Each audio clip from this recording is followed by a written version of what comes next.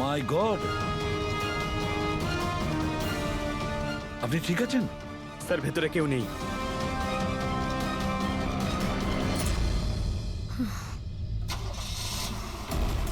Sir মনে হচ্ছে খুনি গাড়ি নিয়ে পালিয়ে গেল। গিয়ে দেখো স্যার। এই!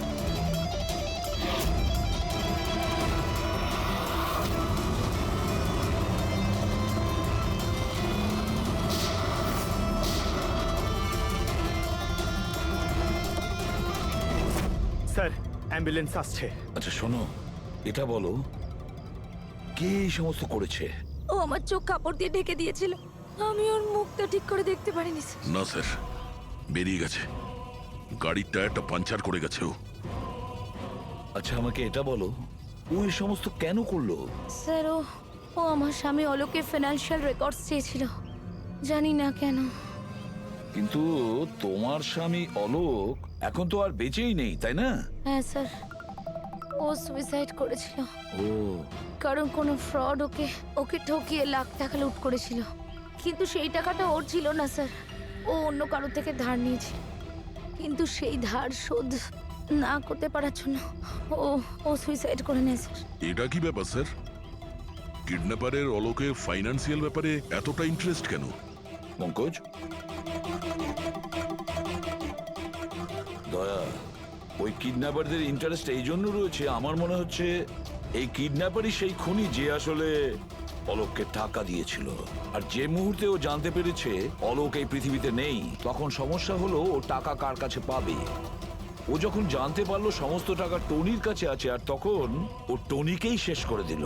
আর তারপরে ওকে যেন কেউ সন্দেহ না করে, সমস্ত প্রমাণ লোপাট করার জন্য ও এই মহিলাকে কিডন্যাপ করে আর ওকে জিজ্ঞেস করে যে অলোকের ফাইন্যান্সিয়াল রেকর্ড কোথায় আছে।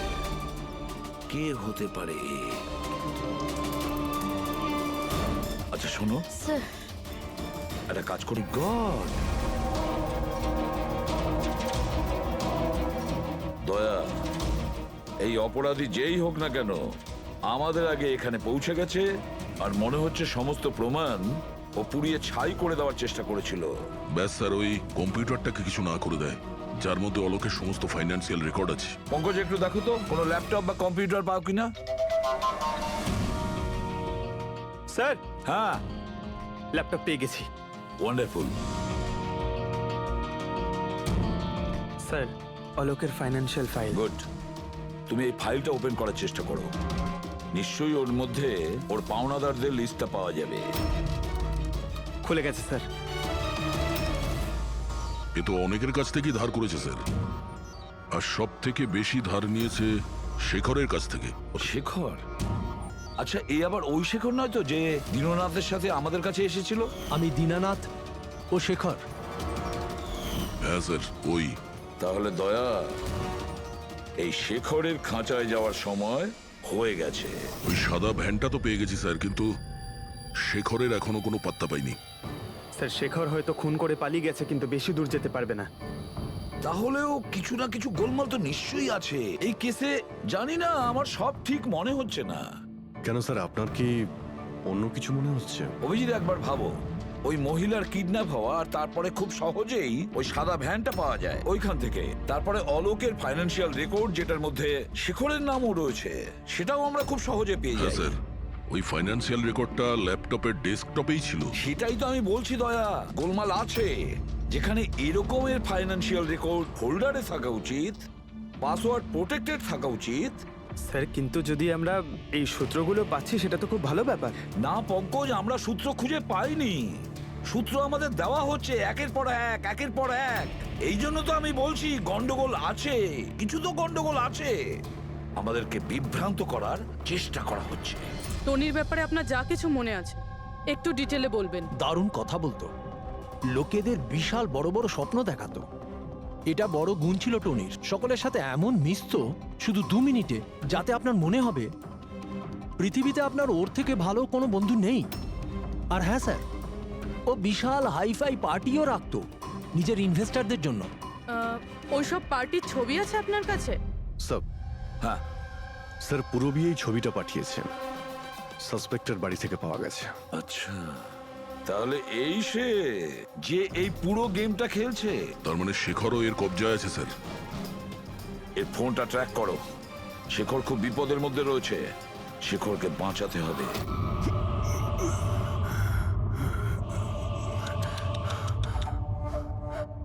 এবার তো তোমাকে ভগবানও বাঁচাতে পারবে না শেখর। সিআইডি সমস্ত প্রমাণ তোমার বিরুদ্ধে পেয়েছে। একটা ট্রিগার প্রেস করেই তোকে মেরে ফেলবো আমি। আর ওদের সবার মনে হবে যে তুই দেশ ছেড়ে পালিয়ে গেছিস। না না, এরকম করো না প্লিজ। আমাকে আমাকে মেরো না। আমি সত্যি দেশ ছেড়ে চলে যাব। আমি তোমার নাম কাউকে বলবো না, আই প্রমিস। আরে শেখর, তুমি বুঝতে পারছো না। তুমি আমার মুখটা দেখে ফেলেছো। এবার আমি তোমাকে ছেড়ে দেওয়ার মতো বোকামি তো করবো না। এই জন্য তোমায় মরতে হবে। আমাকে আমাকে প্লিজ প্লিজ মেরো না। আমাকে কে আছো? প্লিজ বাঁচাও আমাকে। কে আছো? প্লিজ বাঁচাও আমাকে। বাঁচাও আমাকে। বাঁচাও।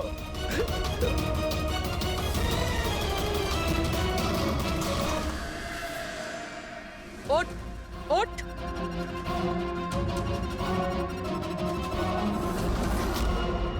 স্যার, আমি রিটা, টনি স্যারের সেক্রেটারি। তোমার থোবড়া তো আমরা দেখেই নিয়েছিলাম মিস রীতা। আমি তো কোনো প্রমাণ, কোনো সাক্ষী কিছুই রাখিনি। তাহলে আপনারা কি করে জানতে পারলেন? এই ফটোর জন্য তুমি আমাদেরকে বলেছিলে যে তুমি টনিকে গত 2 সপ্তাহ ধরে চেনো। তাহলে 2 বছর আগের এই ফটোতে তুমি কি করছো? এটাই অনেক কিছু বলে দিয়েছে। এবার বলো, তুমি তোমার বস টনিকে কেন মারলে? টনি আমার বস ছিল না, আমি টনির বস ছিলাম। কিন্তু তুমি তো সেক্রেটারি সেজে ঘুরছিলে, সেটা কি ব্যাপার? আসলে ওটা শুধুমাত্রই একটা নাটক ছিল, সবাইকে দেখানোর জন্য। আসলে তো সমস্ত প্ল্যানটাই এই ব্যাপারে আমার ছিল।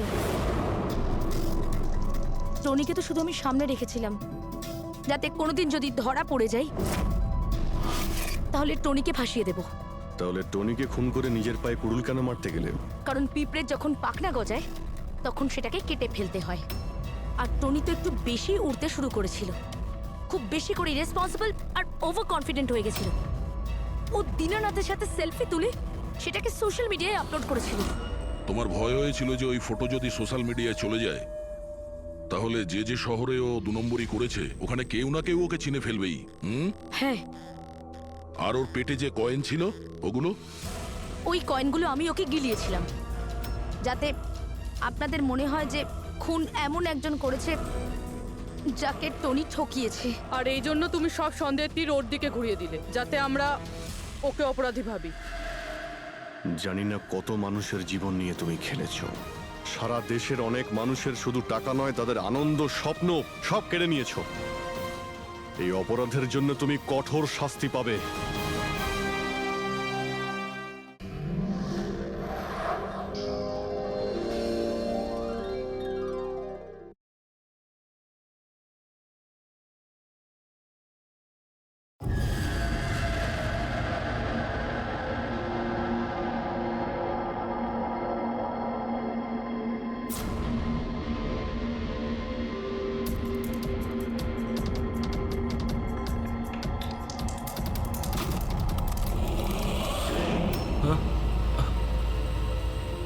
কে?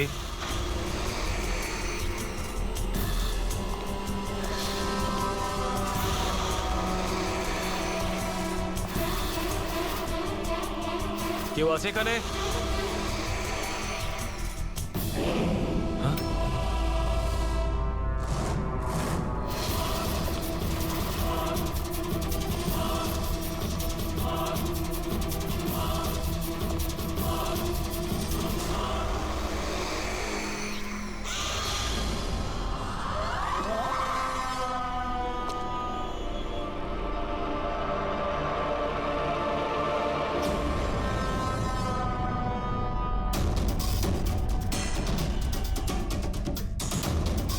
কে আছে ওখানে?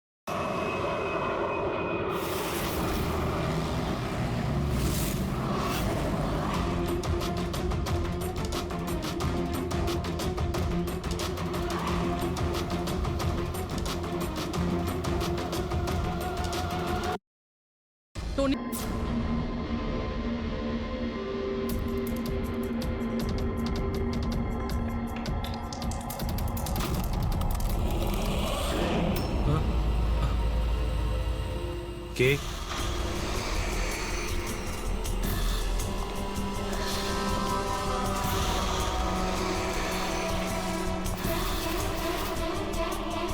কেউ আছে এখানে?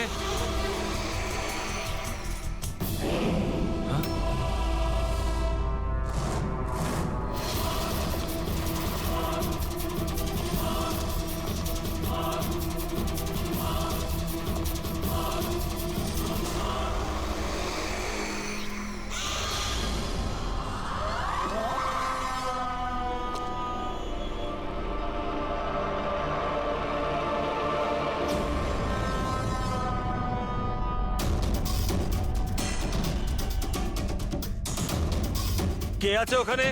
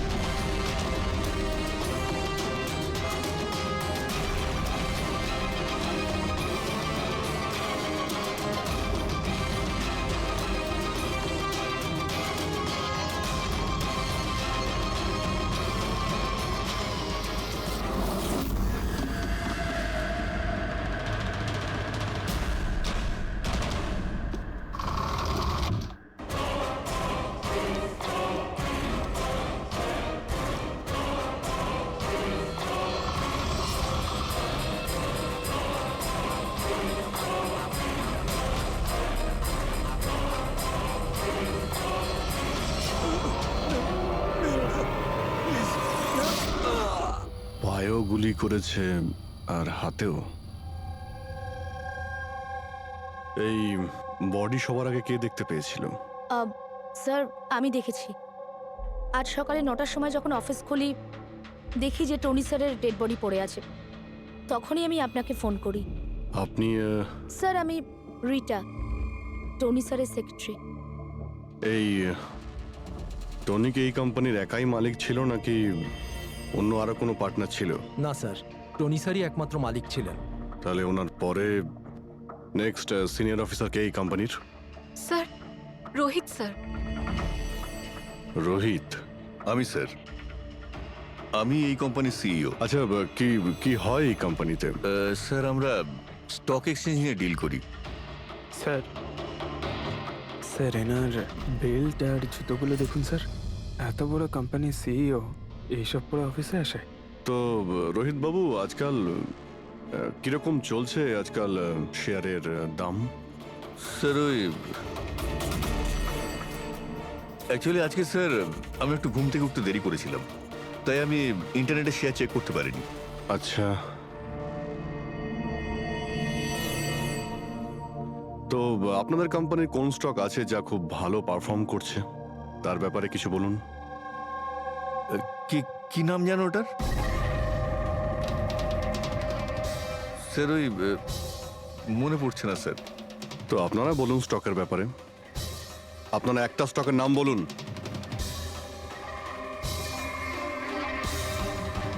কি হচ্ছে কি এইখানে? হ্যাঁ, স্যার সত্যি বলতে এখানে আমরা কেউই কাজ করি না। কাজ করে না? তার মানেটা কি? মানে স্যার, স্যার আমরা সবাই অ্যাক্টর। আরে কিন্তু এটা তো ফাইন্যান্স কোম্পানি, এর সঙ্গে অ্যাক্টিং এর কি সম্পর্ক? স্যার ফাইন্যান্স কোম্পানি তো শুধু নামেই, এখানে কেউ কাজ করে না।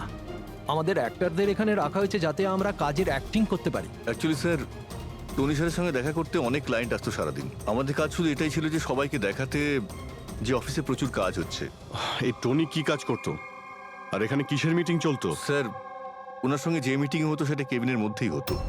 এখন ক্লায়েন্টের সঙ্গে ওনার কি কথা হতো সেটা আমরা কেউই বলতে পারবো না স্যার। আর কবে থেকে চলছে এইসব? স্যার গত 2 সপ্তাহ ধরে। অদ্ভুত ব্যাপার। একটা নকল কোম্পানি যেখানে নকল কাজই হতো, তার মালিকের খুন হয়। তদন্ত করতে হবে এক্স্যাক্টলি এখানে কি হয়েছিল। তার মানে এখানে টনিকে প্রথম গুলি করা হয়। ওর যদি এখানে গুলি লেগে থাকে তো তাহলে তোর পালিয়ে যাওয়া উচিত ছিল, এক্সিট ওদিকে ছিল, ও আবার অফিসের ভেতরে কেন গেল? হয়তো খুনি এইদিকেই ছিল, বাঁচার জন্যই পালাচ্ছিল। এই হ্যান্ডেলেও রক্ত লেগে রয়েছে। ওকে এখান থেকে টেনে নিয়ে আসে, তারপরে ওকে ওইখানে নিয়ে যায় যেখানে খুন করা হয়।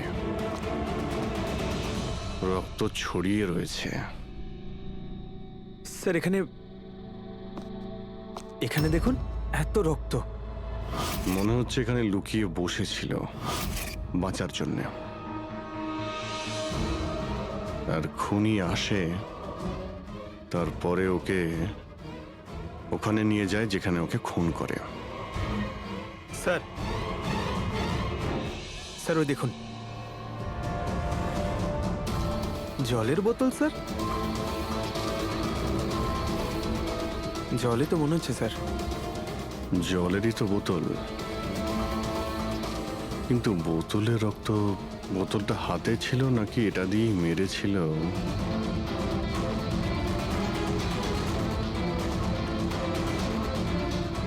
এখানে তো রক্ত নেই, রক্ত ওইখানে আছে, তার মানে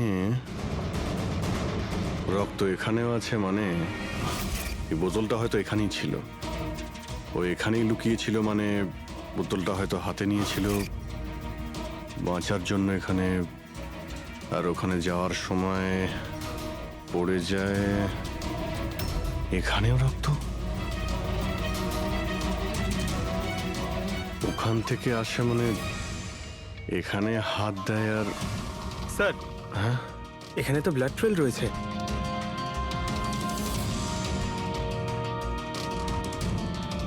এখানেও কি করছিল?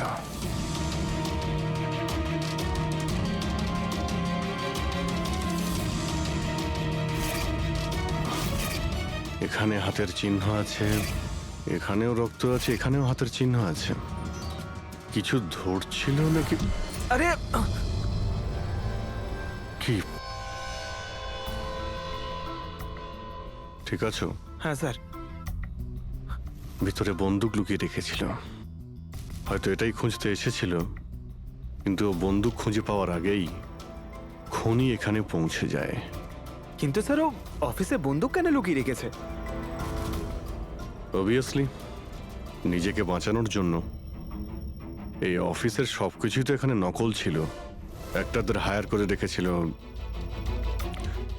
জানি না ওর কত শত্রু ছিল। এই ডায়েরিটা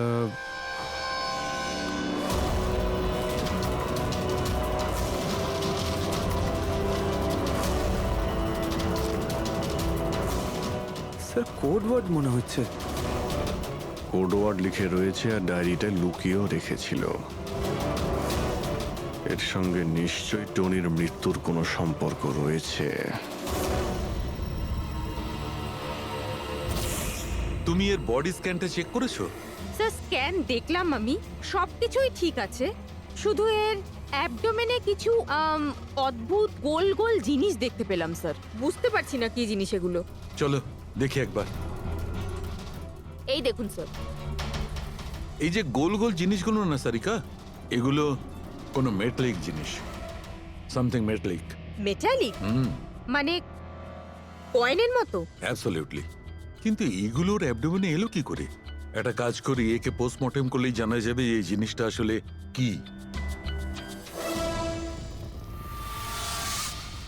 আচ্ছা সালুখে, টনির পেট থেকে এই 5টা কয়েন পাওয়া গেছে? বস, আমি এই কয়েনগুলোর ব্যাপারে খোঁজ নিয়েছি। এই কয়েনগুলো কোনো দেশের অফিসিয়াল কারেন্সি নয়। কিন্তু স্যার, কেউ নিজের ইচ্ছায় এই কয়েনগুলো কেন খাবে? হতে পারে খুনি টর্চার করার উদ্দেশ্যে ওকে বাধ্য করেছে এই কয়েনগুলো খেতে। কোনো না কোনো কানেকশন তো আছে এই কয়েনগুলোর সঙ্গে এই কেসের। এই যে টনির নকল এমপ্লয়িরা আছে, ওরাই কিছু বলতে পারবে। তাহলে বলুন, আপনাদের মধ্যে কে দেখেছে টনির কাছে এই কয়েন? না, না স্যার, আমরা কেউ দেখি মনে করার চেষ্টা করুন, জোর দিন আপনাদের স্মৃতিশক্তিতে। বলুন। টনিকে কে খুন করলো? আপনারা দুজনকে? আমি দীনানাথ আরে শেখর। আমি ফোন করেছিলাম। অফিসে এসে জানতে পারলাম যে টনির মার্ডার হয়েছে। টনির সঙ্গে আপনাদের কি সম্পর্ক? আমি ওর থেকে কয়েন্স কিনতাম। Set coins? হ্যাঁ। এটা কি জিনিস আসলে? সেট কয়েন আসলে অনলাইন কারেন্সি। এর ব্যবসা অনলাইন মানে ইন্টারনেটেই হয়। যেমন গোল্ডে আর শেয়ার মার্কেটে যেমন সবাই ইনভেস্ট করে, সেরকম এতেও করে। শুধু ডিফারেন্স এটা ফিজিক্যাল ফর্মে হয় না, গোল্ড কয়েনের মতো, তাই হ্যাঁ, না? এটা তো হয়। যেরকম গোল্ড কয়েন হয় সেরকম এই কয়েনও বাজারে পাওয়া যায়। টনি সেই বাছাই করা লোকদের মধ্যে ছিল যারা এর বিজনেস করে। এক মিনিট দীননাথ বাবু, এরকম কয়েনই কি আপনি কিনেছিলেন টনির কাছ থেকে? হ্যাঁ স্যার, আমি তো এরকম 10খানা কয়েন কিনেছিলাম। ও, আর এক একটা কয়েনের দাম 3 লাখ টাকা ছিল। এই দেখুন মাই গড! এটা তো একদম ওই রকমই স্যার। স্যার, আপনারা আন্দাজ করতে পারবেন না যে এই কয়েন কিনে কিছু লোক কোটিপতি হয়ে গেছে। এর দাম এখন দ্বিগুণ হয়ে গেছে। আমি তো আরো কিনতে চাইছিলাম, তাই শেখরকে নিয়ে আসি যাতে ও ইনভেস্ট করে। দীননাথ বাবু, আপনাকে বোকা বানানো হয়েছে। আগে হ্যাঁ, এই যে কয়েনগুলো দেখছেন না, এই ইন্টারনেট কারেন্সি, এগুলো সোনার কয়েনের মতন বাজারে পাওয়া যায় না। আপনাকে মিথ্যে কথা বলেছে টনি। সব টাকা ডুবে গেল, এই কয়েনগুলোর কোনো দাম নেই। দীননাথ বাবু, টনির মতন অনেক ফ্রড লোক আছে যারা নিজেদের লাভের জন্য আপনাদের মতন লোককে ফাঁসায়।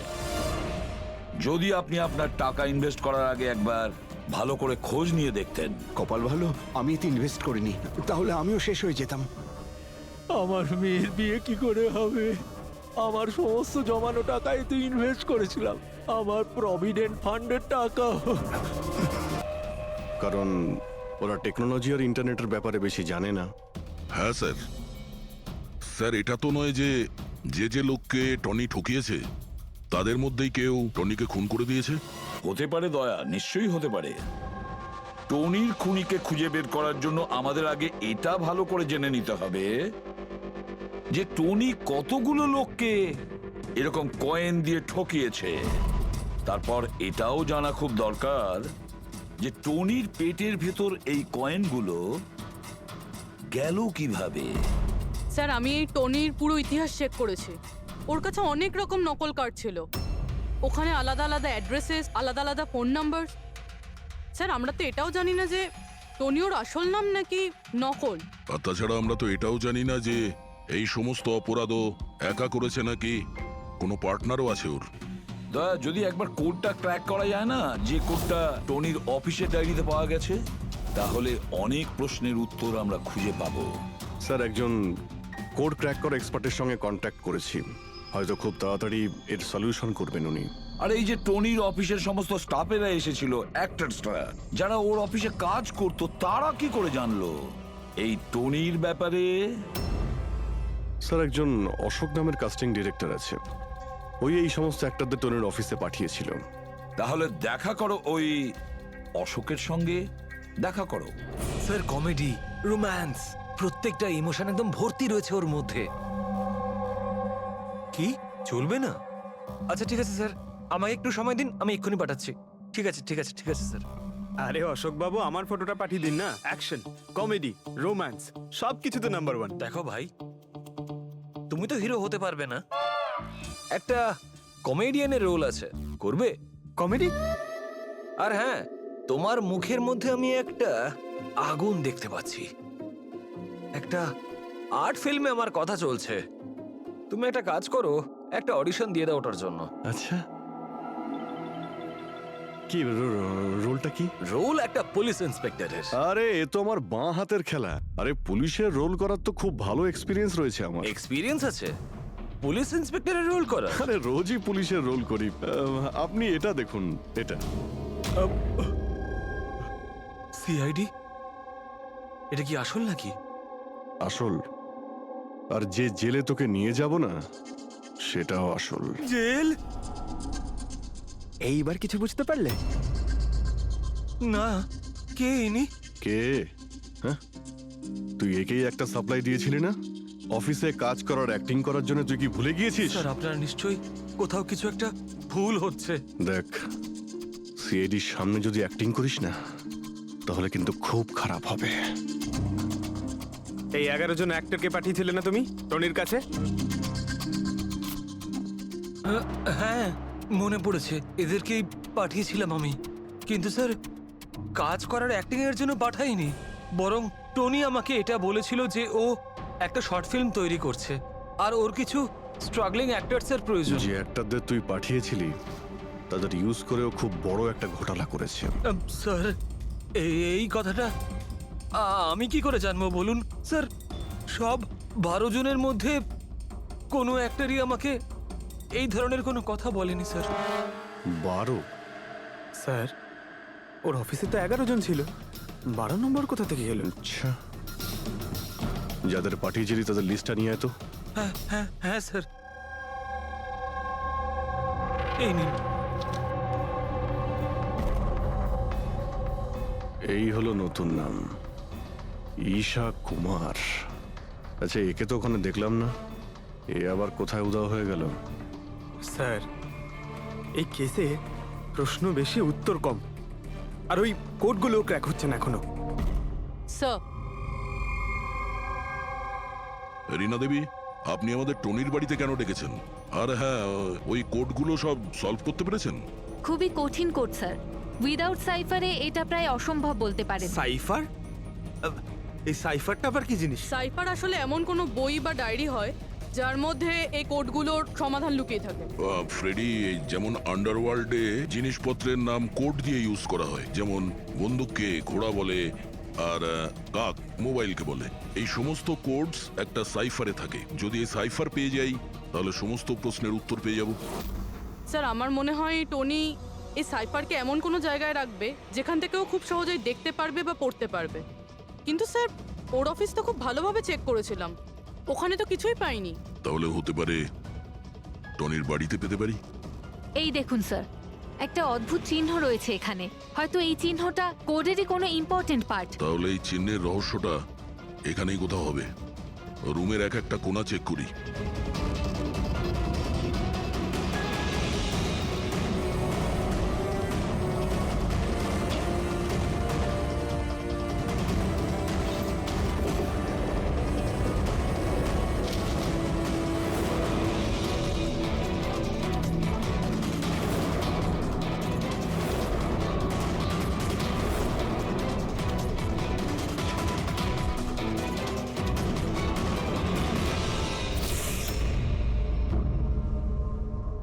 রীনা দেবী, এই দেখুন, এই বইটাও ঠিক ওই রকমই চিহ্ন আছে।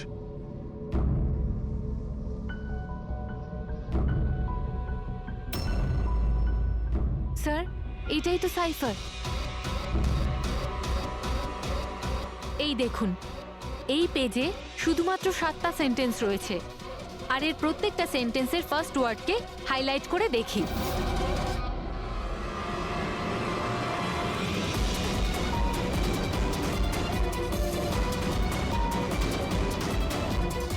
এই শব্দটার মানেটা কি? জুলিয়াস সিজারের নাম তো শুনেছেন? হ্যাঁ। মনে হয় ওই যুগের কোনো পুরনো কোড এটা। কিন্তু এখানে এই সিজারের আগে জিও তো আছে। এটাই তো জানতে হবে যে কোন সিজার সাইফারের ব্যবহার করা হয়েছে। ধরে নিন, এ যদি জি হয় আর বি যদি এইচ হয়, তো এ টু জেড এই রকম দেখাবে। এই দেখুন,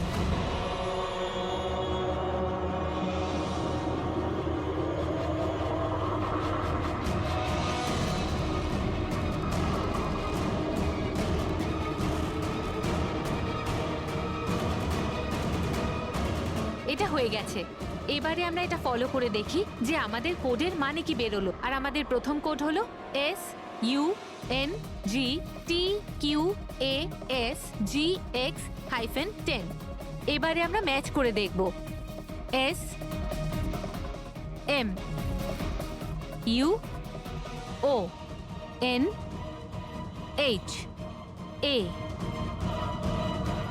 এন।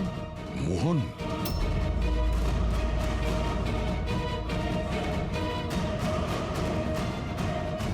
আপনার প্রথম কোডের মানে হলো মোহন কুমার 10।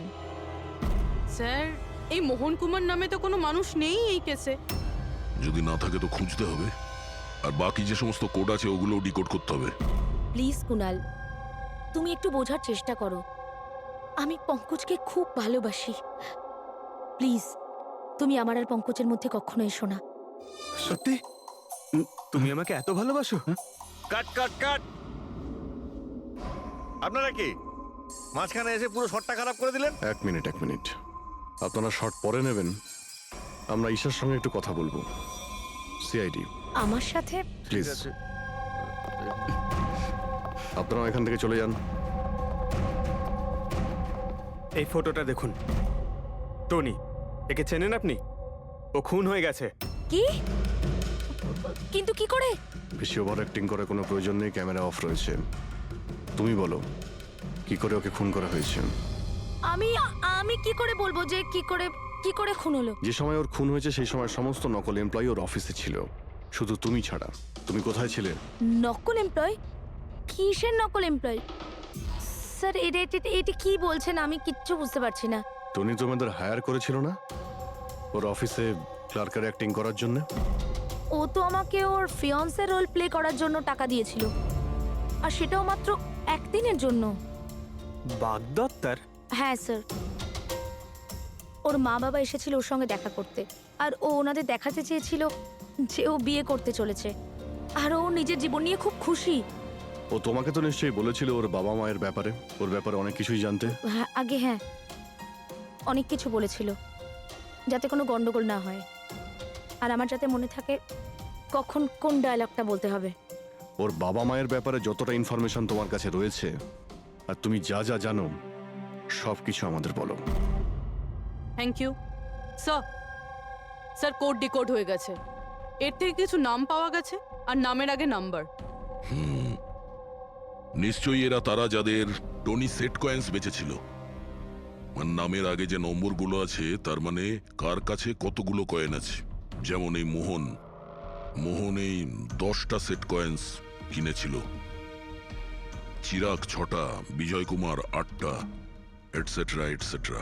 স্যার মানে খুনি এদের মধ্যে কেউ একজন? মনে তো সেটাই হচ্ছে। এই সমস্ত লোকগুলোকে বিউরোতে ডাকো, সেট কয়েন নিয়ে বলাও। স্যার আমি টনির খুন করিনি। আপনি বললেন বলে জানতে পারলাম টনির নাকি খুন হয়েছে। কাল রাতে তুমি কোথায় ছিলে? কাল রাতে মাথায় যন্ত্রণা হচ্ছিল, তাই আমি রাত 10টার মধ্যে শুয়ে পড়েছিলাম। আচ্ছা, আপনার বাড়িতে আর কে আছে? আমার বাড়িতে তো শুধু আমিই থাকি স্যার। আমার ছেলে আছে যে বিদেশে চাকরি করে। আমি তো আমার রিটায়ার ফান্ডের 15 লাখ টাকা এতে দিয়েছিলাম। এখন আমি বুঝতে পারছি না এটা আমি ফেরত পাবো কি করে। তোমার কাছে বন্দুক আছে না? স্যার আমার গয়নার দোকান, সিকিউরিটি আর প্রোটেকশনের জন্য আমাদের বন্দুক রাখতে হয়। স্যার সবকিছু তো আপনাকে বলে দিয়েছি, এবার আমি আর আপনাকে কি বলবো? যতক্ষণ না খুনি ধরা পড়বে আমরা তো প্রশ্ন জিজ্ঞাসা করবই। এই ডায়েরিতে সেই সমস্ত লোকেদের নাম লেখা রয়েছে যারা ওর থেকে ওই সমস্ত কয়েনগুলো কিনেছিল। সেই লোকগুলোর নাম আর যতগুলো কয়েন কিনেছিল সব, তার পুরো রেকর্ড এর মধ্যে আছে। আর এর মধ্যে যে তথ্য আছে তার মধ্যে থেকে আমরা এটা জানতে পারবো যে আপনাদের মধ্যে সেই খুনিটা কে। এখন কে কতগুলো কয়েন কিনেছে তার থেকে কি করে বোঝা যাবে খুনি কে? খুব সহজ। খুনি রাগের মাথায় তার কয়েকটা কয়েন টনিকে খাইয়ে দিয়েছিল, আর এই রেকর্ডের হিসেব অনুযায়ী যার কাছ থেকে কম কয়েন পাওয়া যাবে সেই আসলে আমাদের খুনি। চলুন আপনারা সবাই আপনাদের নিজেদের সেট কয়েনের চাকতিগুলো গোনান।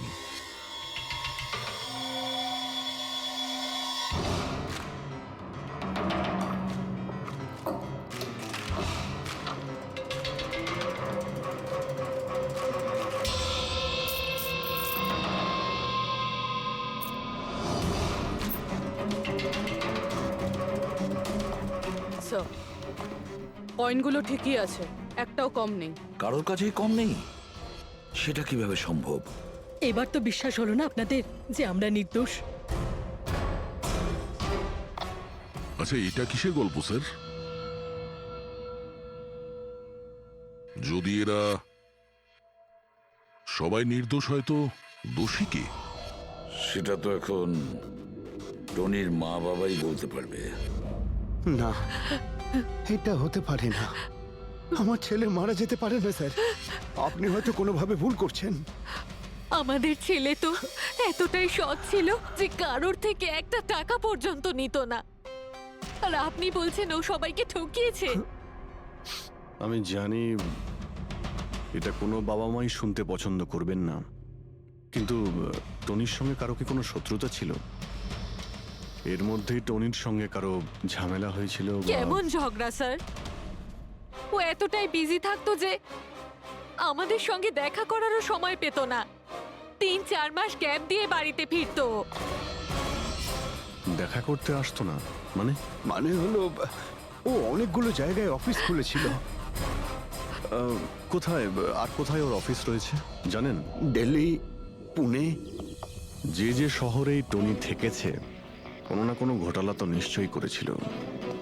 ওর ব্যাপারে ভালো করে খোঁজ নাও, ওর পাস্ট লাইফের। স্যার, হ্যাঁ, স্যার দিল্লি আর পুনের পুলিশ অফিসাররা ভিডিও কনফারেন্সে আছে। গুড।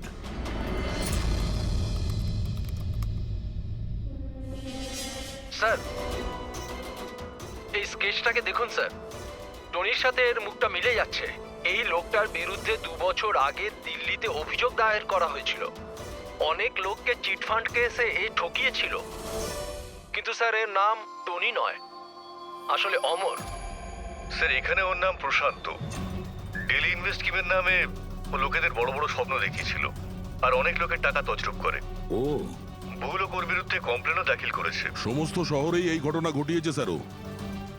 একটা শহর থেকে বেইমানির টাকা জোগাড় করে অন্য শহরে রওনা হয়ে গেছে অন্য কাউকে টুপি পরানোর জন্য। তার মানে হলো দয়া, টনির শত্রু শুধু এই শহরেই নেই, অন্য শহরেও রয়েছে। তাহলে খুনি ওদেরই মধ্যে কেউ হবে। তার মানে স্যার প্রত্যেক শহর থেকে এমন লোকদের লিস্ট বানাতে হবে যারা যারা ঠকেছে। স্যার, এখানে ওর বিরুদ্ধে আত্মহত্যার প্ররোচনার কেসও দাখিল আছে। শোনো, অলোক নামের একজন লোকেরও টাকা মেরে দেয়। সেই আঘাত সেই লোকটা সহ্য করতে পারে না, তাই ও সুইসাইড করে। তার মানে টনিকে খুন করার সব থেকে বড় মোটিভ তো অলোকেরই কাছের কারো থাকা উচিত। ও না শুধু টাকা হারিয়েছে, বরং ও কাছের কাউকেও হারিয়েছে। হ্যাঁ, অলোক, পুনে।